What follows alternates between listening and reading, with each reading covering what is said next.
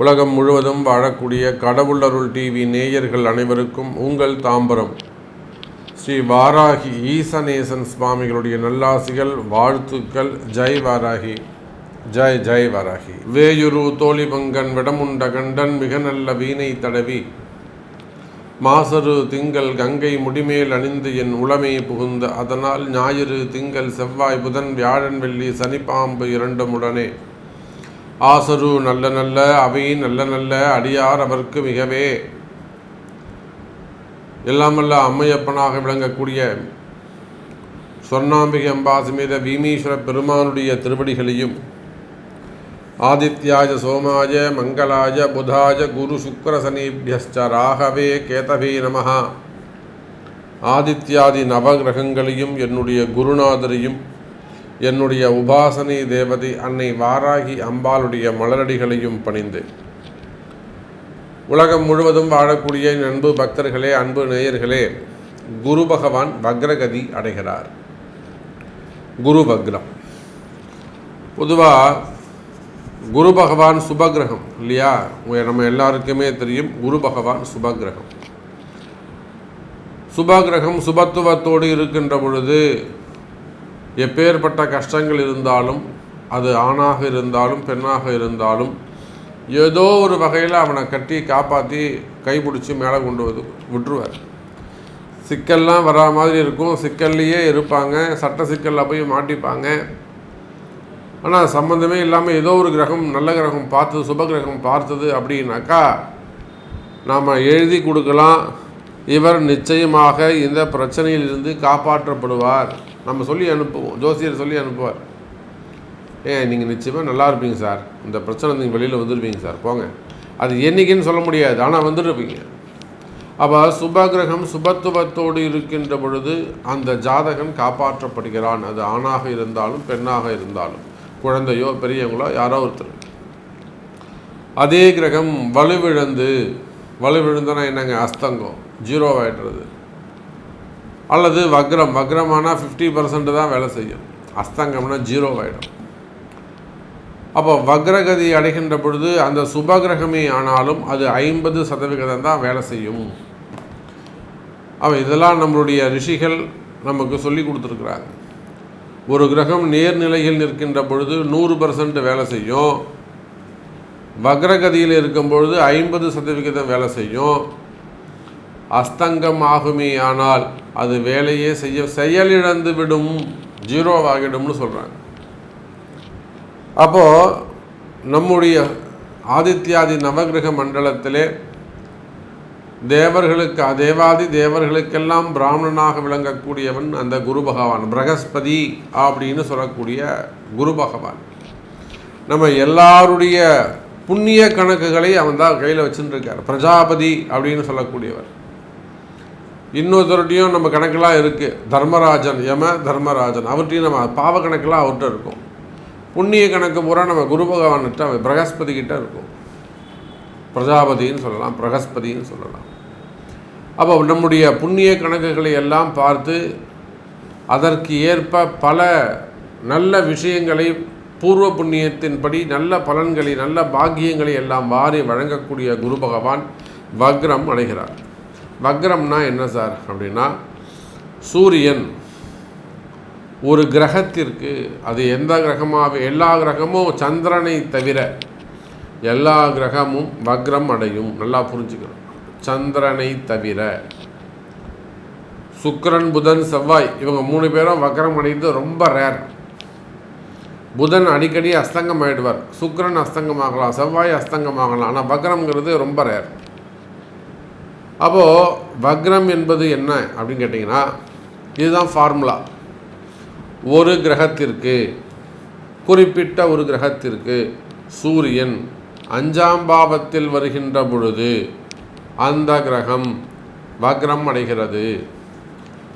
அந்த குறிப்பிட்ட கிரகத்திற்கு அதே சூரியன் 8ஆம் பாவத்திற்கு வருகின்ற பொழுது அந்த வக்ரம் நிவர்த்தி அடைகிறது. அப்போ சூரியனை விட்டு விலகி போகிறாங்கன்னு அர்த்தம், கொஞ்ச நாள் மறைஞ்சி இருக்காங்கன்னு அர்த்தம். சூரியனுடைய வெளிச்சம் ஒளியை பெறுகின்றது தான் எல்லா கிரகமும். சூரியன்ட்டு ஒளியை வாங்கி நம்ம எல்லாருக்கும் பலனை கொடுக்குது. இந்த வக்ரகதியில் இருக்கிற போது சூரியன்கிட்ட வாங்கக்கூடிய வெளிச்சம் ஒளிய தன்மை குறைகிறது, அதனால் அது வக்ரம். அப்போது இந்த இடத்துல குரு பகவான் வக்ரகதி அடைகின்றார். அக்டோபர் மாதம் 15ஆம் தேதி 2024, 15/10/2024 முதல் 11/2/2025 வரை, புரிதுங்களா? அக்டோபர் 15ஆம் தேதியிலிருந்து பிப்ரவரி மாதம் 11ஆம் தேதி வரையிலும், ஐப்பசி மாதம் முதல் தை மாதம் வரை இங்கே குரு பகவான் வக்ரகதியில் இருக்கின்றார். இந்த வக்ர காலத்தில் ஒவ்வொரு ராசிக்கும் இந்த குரு பகவான் என்ன பலனை தரப்போகிறார் அப்படின்னு பார்த்துடலாம் பாருங்கள். அன்பார்ந்த மிதுன ராசி அன்பர்களே, இந்த குரு பகவானுடைய வக்ரம் மிதுன ராசிக்கு சிறப்பான முறையில் விளங்கப் போகுது.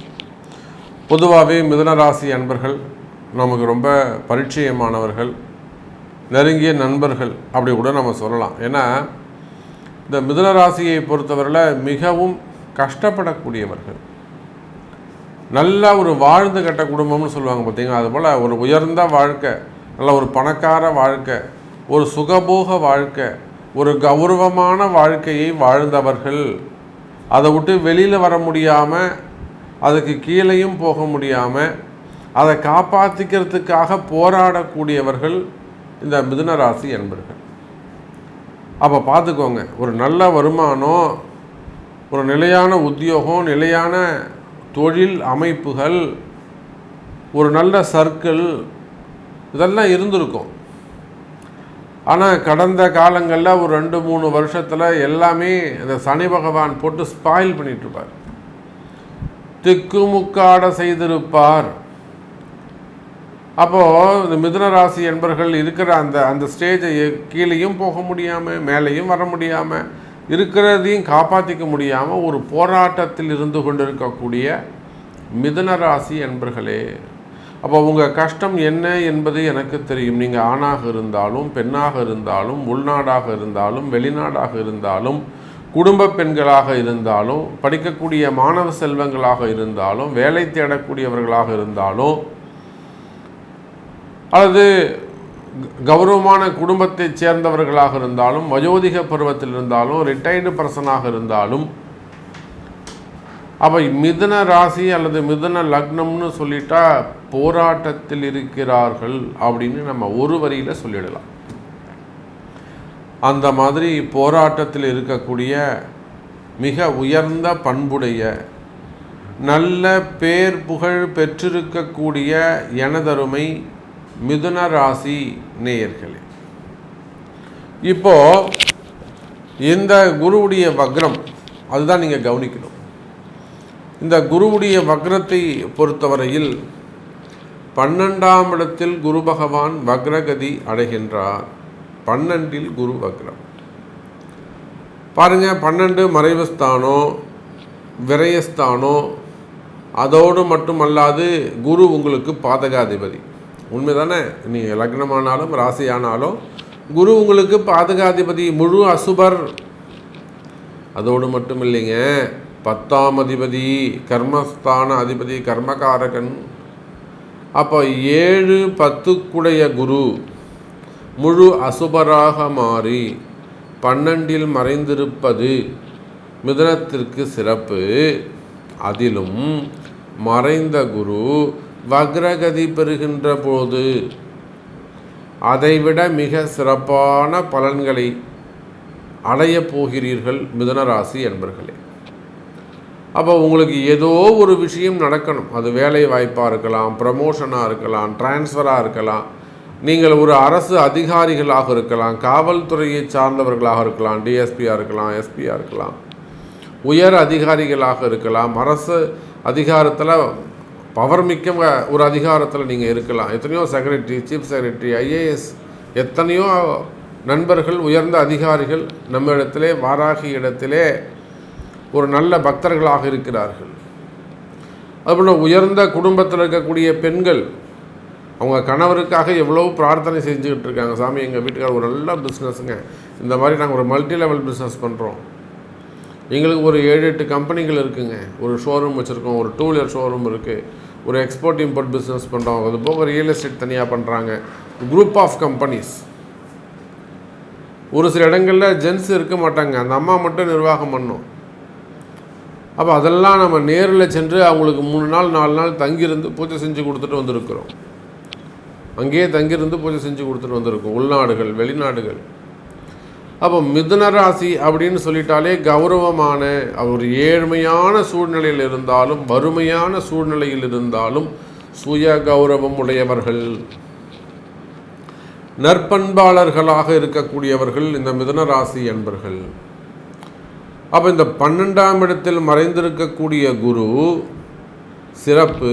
அதோடு மட்டுமில்லைங்க, அந்த குரு வக்ரகதி அடைகின்ற பொழுது ஏதோ ஒரு விஷயம் உங்களுக்கு நடக்கணும்னு ரொம்ப நாளாக காத்திருக்கிறீங்களா? அது தொழில் அமைப்புகளாக இருக்கலாம், பிஸ்னஸாக இருக்கலாம். பிஸ்னஸ் கொஞ்சம் டெவலப் பண்ணணும் சாமி, அல்லது கம்பெனி ஆரம்பித்து ஸ்டார்ட் ஆகிட்டு இத்தனை நாள் ஆகுது, இன்னும் கொஞ்சம் வளர்ச்சி அடையாமல் இருக்குது, அல்லது பிஸ்னஸ்லாம் நடக்குதுங்க ஆனால் கடன் பிரச்சனையாக இருக்குது, இந்த கடன் அடைஞ்சிட்டால் நல்லாயிருக்கும், அல்லது இந்த பிஸ்னஸ் கொஞ்சம் இன்க்ரீஸ் ஆனால் நல்லாயிருக்கும், அல்லது டெய்லி டிரான்சாக்ஷன்ஸ் கொஞ்சம் இன்க்ரீஸ் ஆனால் நல்லாயிருக்கும், வரவேண்டிய பணங்காசுகள் வந்து சேர்ந்தால் நல்லா இருக்கும். அப்போ ஏதோ ஒரு விஷயத்தை எதிர்பார்த்து காத்திருக்கக்கூடிய மிதுன ராசி அன்பர்களே, நீங்கள் நினைத்த காரியம் நிறைவேறும். ஏதோ ஒரு விஷயம் நடக்கணும்னு நினச்சிட்டு இருக்கீங்க, அந்த நினச்ச காரியம் நடைபெறுவதற்கான வாய்ப்புகள் அதிகமாக உள்ளது எனதருமை மிதுன ராசி அன்பர்களே. அது அற்புதமான கால நேரம். குறிப்பாக தொழில் செய்யக்கூடியவர்கள், பிஸ்னஸ் பண்ணக்கூடியவங்க, இந்த தொழில் அமைப்புகளிலெல்லாம் மிக சிறப்பான முறையில் வருமானம் வரக்கூடிய வகையில் நல்ல நேரம் அமைகிறது. வருமானத்திற்கான காலம், தொழிலில் சிறப்பான காலம். தொழிலில் ஏதேனும் சிக்கல்கள் இருக்குமேயானால், ஒரு பார்ட்னர்ஷிப்பில் ப்ராப்ளம் இருக்கலாம், அல்லது வியாபாரம் டல்லாக இருக்கலாம், அல்லது வியாபாரத்துக்கு அந்த பிஸ்னஸ் நல்லா இருக்கும், சிறப்பாக இருக்கும், ஒரு பாரம்பரியமாக 20 வருஷம் 30 வருஷம் 40 வருஷமாக நீங்கள் அந்த பிஸ்னஸ் பண்ணிகிட்ருப்பீங்க. அதை எவனாவது ஒருத்தன் கண்ணை வச்சு பறிக்கணும்னு நினைக்கலாம், அபகரிக்கணும்னு நினைக்கலாம், டார்கெட் பண்ணலாம், அதிகாரம் பண்ணலாம், மிரட்டலாம். அப்போ இந்த மாதிரியெல்லாம் இந்த ஏதேனும் பிஸ்னஸில் ப்ராப்ளம் இருக்குமே ஆனால், அப்படிலாம் நல்லா இருக்குது சாமி, நல்லா ஓடிட்டு இருந்த கம்பெனி, நல்லா ஓடிட்டு இருந்த கடைங்க, திடீர்னு இப்படி ஆயிடுச்சு. அப்போ இந்த மாதிரியான பிரச்சனைகள் இருக்குமே ஆனால் இதெல்லாம் கால சூழ்நிலை காரணம். ஒன்று இடதோஷ பிரச்சனையாக இருக்கும், அல்லது ஏதேனும் மறைமுகமான பிரச்சனைகள் செய்வினை கோளாறுகளாக இருக்கும், இல்லை எதிரிகளுடைய தொந்தரவு சூழ்ச்சிகளாக இருக்கும், அரசியல் சூழ்ச்சிகளாக இருக்கும். புரியுதுங்களா? அப்போ அந்த மாதிரியான தொழில் அமைப்புகளில் நீங்கள் உலகத்தில் எந்த மூலையில் இருந்தாலும் சரிதான், உங்களுடைய தொழில் அமைப்புகளிலோ வேலை அமைப்புகளிலே ஏதேனும் சூழ்ச்சிகள் இருக்குமே ஆனால் மனசு ஒரு கவலையாக இருக்குது சாமி, மனசு ஒரு நிம்மதி இல்லாமல் இருக்குது. இதை உங்களால் சரி பண்ண முடியுமா? நிச்சயமாக முடியும். நல்ல நேரம் நெருங்குகிறது. அப்போ மிதுனராசி என்பர்களே, உங்களுக்கு தொழில் அமைப்புகளிலோ வேலை வாய்ப்புகளிலோ உத்தியோகத்திலோ வேலை செய்கிற இடத்துலையோ தொழில் செய்யக்கூடிய இடத்திலோ வருமானத்திலோ பிரச்சனைகள் ஏதேனும் இருக்குமேயானால் அந்த பிரச்சனைகள் விலகக்கூடிய அற்புதமான கால நேரமாக இந்த குருவுடைய வக்ரகாலம் அமைகிறது. அப்போ இந்த வக்ரகாலத்தில் அந்த தோஷ நிவர்த்தி அல்லது அதற்கான பரிகாரங்கள் வழிபாடுகள் கண்டறிந்து உங்கள் பிறப்பு ஜாதகத்தை கொண்டு அறிந்து அதற்குரிய வழிபாடுகள் பூஜைகள் செய்து வழிபாடு செய்வீர்களேயானால் நிச்சயமாக வெற்றி பெறக்கூடிய இடத்தில் மிதுன ராசி அன்பர்கள் வெற்றி பெறக்கூடிய இடத்தில் முதலிடத்தில் மிதுன ராசி அன்பர்கள்.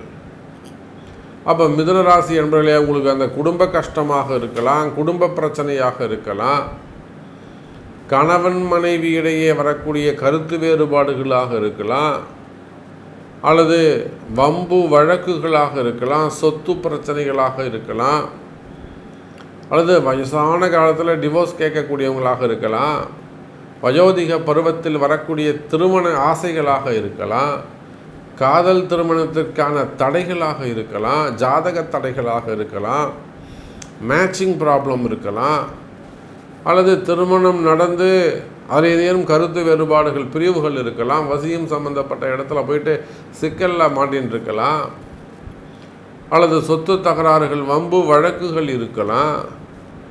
அப்போ குடும்ப பிரச்சனைகள் இருக்குமே ஆனால், பசங்க சொல்கிற பேச்சு கேட்கல, அல்லது கணவன் மனைவியிடையே வரக்கூடிய பிரச்சனைகள், அப்போ குடும்ப பிரச்சனைகள் இருக்குமே ஆனால் கவலை வேண்டாம் மிதுன ராசி என்பர்களே. அந்த குடும்ப பிரச்சனைகள் சரி செய்யப்படும், முடியும். கவலை வேண்டாம் மிதுன ராசி என்பர்களே.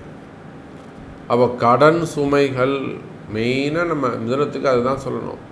கடன் சுமைகள், கடன் பிரச்சனைகள் குறையும், வரவு செலவுகள் அதிகரிக்கும், திருமண யோகங்கள் நடைபெறும். எத்தனையோ மிதுன ராசி என்பவர்கள் வயோதிக திருமணம், பொண்ணுக்கு 40-42 வயசு ஆகுதுங்க, பொண்ணுக்கே 40 வயசு ஆகுது, இன்னும் கல்யாணம் ஆகலை. பொண்ணுக்கு 30 வயசு ஆகுதா, இன்னும் கல்யாணம் ஆகலையா? நல்ல மாப்பிள்ளை வரப்போகிறாங்க. அவள் ஏன் அந்த திருமணம் நடக்கலை? அந்த திருமண தடைக்கு என்ன காரணம்?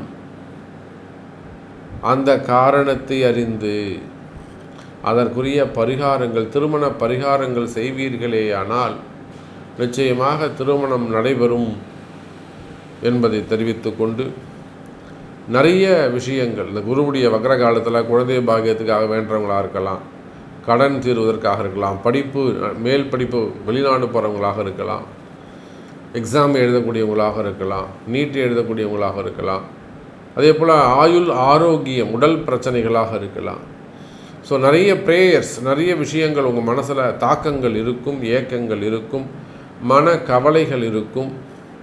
ஸோ இவையெல்லாம் நிவர்த்தி அடையும். கடவுள் அருள் டிவியை பார்த்தமைக்க நன்றிகள். மேலும் இது போன்ற தகவல்களை தெரிந்து கொள்ள கடவுள் அருள் டிவியை சப்ஸ்கிரைப் செய்யுங்கள். மறக்காமல் பெல் ஐக்கானை கிளிக் செய்யுங்கள்.